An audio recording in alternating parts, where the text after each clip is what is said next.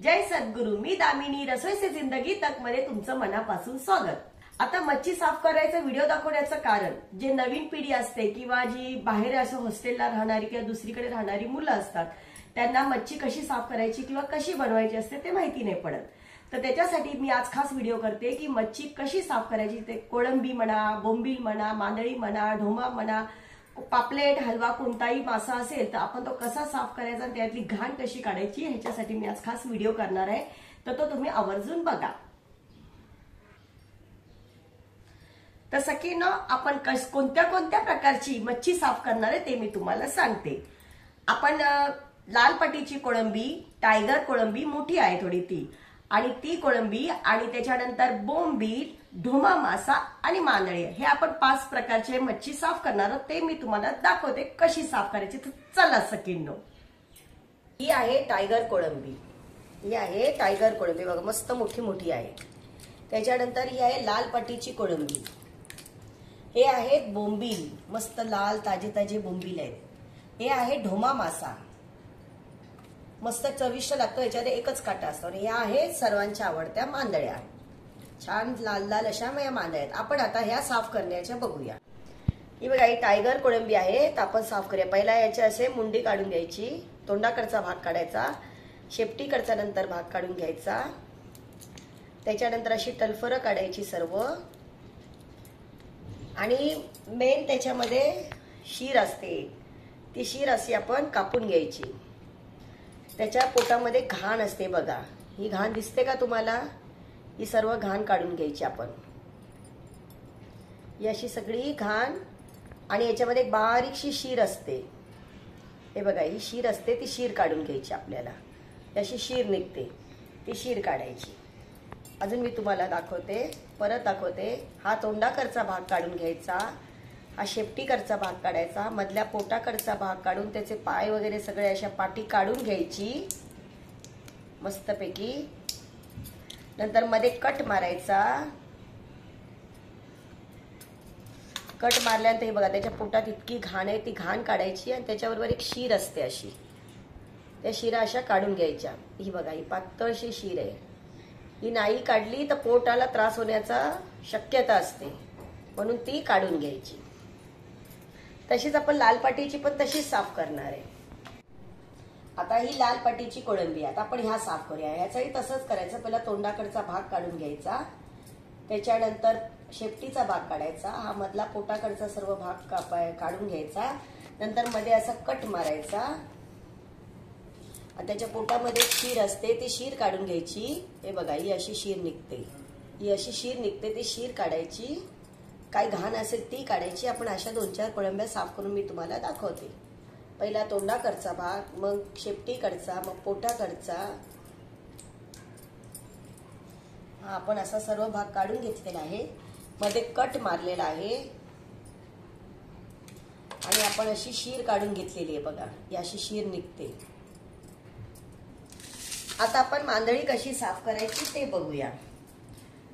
तर मांदळी साफ करताना पहिला तोंडाकडचा भाग असा तोडून घ्यायचा, ज्यांना हाताने तोडता येत नाही त्यांनी असा सुरीने कट मारायचा, आणि असा पूर्णपणे असा तोंडाकडचा भाग काढून पोटाकडचा भाग, अशी घाण पोटाची ते घाण असते, कधी कधी बारीक अशा अंडी असतात, मोठी जर मांदळी असेल तर त्याच्यामध्ये बारीक अंडी असतात। हे बघा हा काळा भाग आहे ना, तो काळा भाग पूर्ण काढायचा, नाही तर पोटाला त्रास होण्याची शक्यता असते। मग हा पूर्ण काळा भाग काढायचा, आणि याच्यावर ते खवली असते छोटीशी, ती अशी खवली अशी सुरीने करायची। अशा मी तुम्हाला आणखी थोड्याशा मांदळ्या साफ करून दाखवते। परत असा तोंडाकडचा भाग तोडून घ्यायचा, पोटातली सगळी अशी घाण काढून घ्यायची, बघा अशी काळी घाण असते, अशी घाण काढून घ्यायची। त्याच्यानंतर इथून सगळ्या अशा खवल्या काढून घ्यायच्या, छोट्याशा खवल्या, बारीक खवल्या असतात, ज्यांना आवडतात त्यांनी ठेवा, ज्यांना नाही आवडत त्यांनी काढा। अशा मांदळ्या साफ केल्या। आता मी तुम्हाला दाखवते ढोमा मासा। आता मी तुम्हाला दाखवते ढोमा मासा कसा साफ करायचा। तर हा ढोमा मासा, ह्याच्यावरती खूप खवल्या असतात बारीक बारीक, त्या अशा सुरीने खरडून काढायच्या।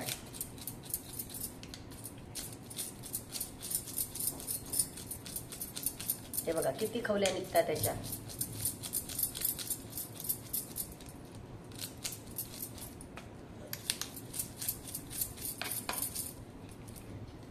हे बघा किती खवल्या निघाल्या.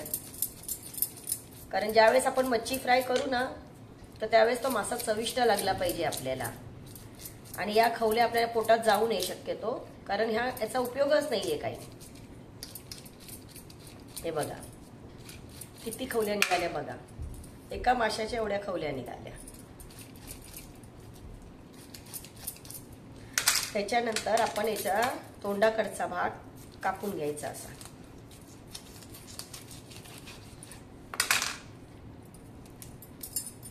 त्याच्यानंतर याच्या पोटातली सगळी अशी घाण काढून घ्यायची. याच्या पोटात बघा किती घाण असते.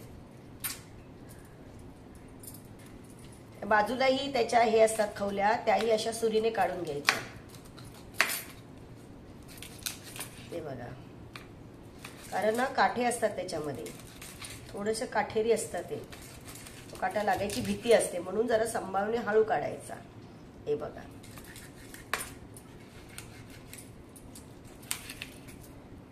आणि याच्या पोटामधली अशी घाण काढून घ्यायची. हे बघा किती घाण आहे याच्या पोटामध्ये, अशी काळी काळी घाण आहे ती काढून घ्यायची आणि स्वच्छ करायचं असं. आता आपण करूया बोंबील साफ. हे बघा बोंबील, हे ताजे बोंबील आहे. हे बघा मस्त असे तोंडाकडचा भाग कापून घ्यायचा, नंतर इकडचा भाग असा काढायचे, बाजूची खवले ते तर हाताने सहज निघतात त्याचे बोंबलाचे. शेपटीकडचा भाग कापून घ्यायचा. असा आपण पोटाच्या साईडला कट मारून घेऊया. आणि बघा पोटातली जी पण घाण असेल, हे बघा ताजा बोंबील कसा कळणार आहे बाई, रक्त दिसते आपल्याला, म्हणजे हा ताजा बोंबील आहे. बघा रक्त आणि शिरा दिसतात, ते काढून घेऊया. काही जण अख्खे बोंबील तळतात, काही जणांना बोंबलाचे तुकडे लागतात, म्हणजे आपण असे तुकडे करून घ्या. आता आपण आणखीन एक कापूया, त्याच्यात आपण अख्खा ठेवूया. हे बघा तोंडाकडचा भाग कापला, खवले काढून घेतले त्याचे सगळे बाजूचे, शेपटीकडचा भाग कापला आपण. आता आपण पोटाकडचा भाग कापूया. कधी कधी मोठे बोंबील असते ना की त्याच्यामध्ये अंडी असतात, तर ते फेकून नाही द्यायचे, ते त्याच्यातच टाकून तळायचे, छान लागतात. हे बघा हा झाला दुसरा बोंबील साफ करून. आता आपण याचे 2 तुकडे केले आणि हे अख्खा बोंबील. हे होते आजचे बोंबील साफ केले. ही आजची मच्छी आपण साफ केलेली. आता चला आपण धुऊया. आता ही आपली सर्व मच्छी साफ करून झालेली आहे. पाण्याने 3-4 वेळा आपण धुतलेली आहे. पण आता आपण थोडंसं पीठ टाकून, हे गव्हाचं घ्या, बाजरीचं घ्या, कोणतंही पीठ घ्या तुम्ही, थोडंसं पीठ टाकून आपण त्याला चोळून साफ करून परत एकदा एका पाण्याने असे साफ करून आपण घेणार आहोत. हे बघा हे कोळंबीला पीठ लावलेलं आहे, असं साफ करून घेऊया. आता मी तुम्हाला एक टीप देते.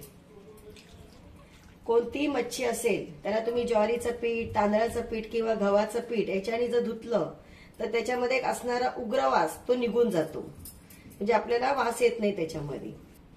आता आपण पीठ लावून घेतलेलं आहे. आता आपण पाण्याने स्वच्छ धुवून घेऊया.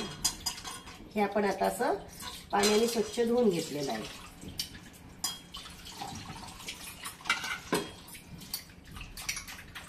असं पाण्याने धुवून घ्यायचं, म्हणजे जो पण उग्र वास असेल त्याच्यामध्ये तो निघून जाणार. तर आपण आता पीठ लावलेलं त्याला.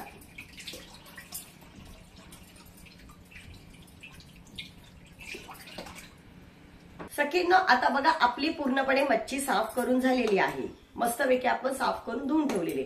तर मी तुम्हाला काही टिप्स देते मच्छीच्या बाबतीत.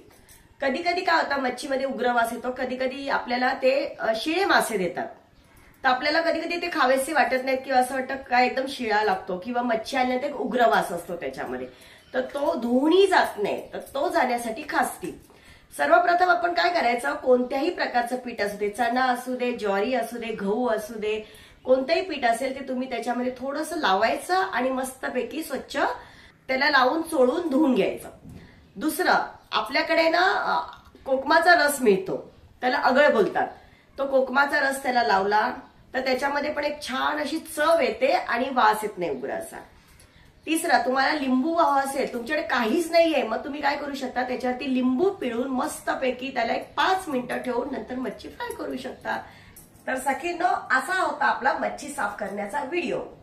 जर तुम्हाला आवडला असेल तर तुम्ही त्याला लाईक, शेअर, सबस्क्राईब करा. थँक्यू.